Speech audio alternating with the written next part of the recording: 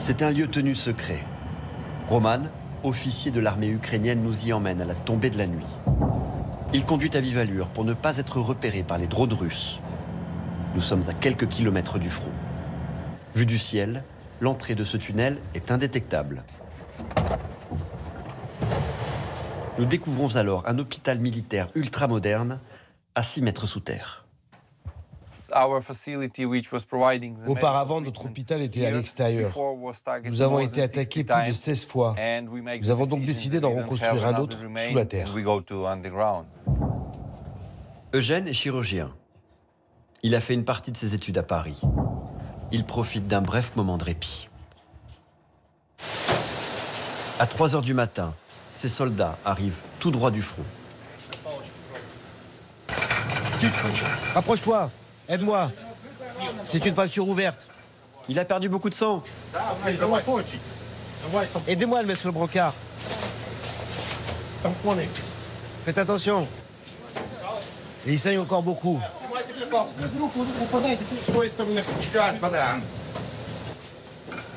Ce soldat est inanimé. Il a été blessé par un drone kamikaze. Son camarade a été tué sur le coup.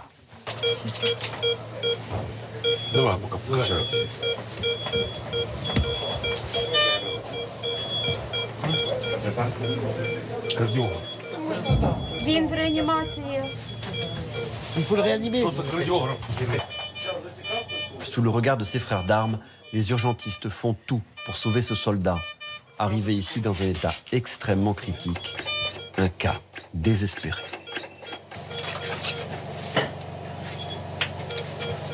C'est impossible, parce qu'elle n'a pas de sang du tout.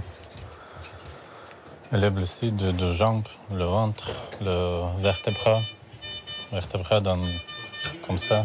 Elle est coupée dans 2 points. Donc c'est fini.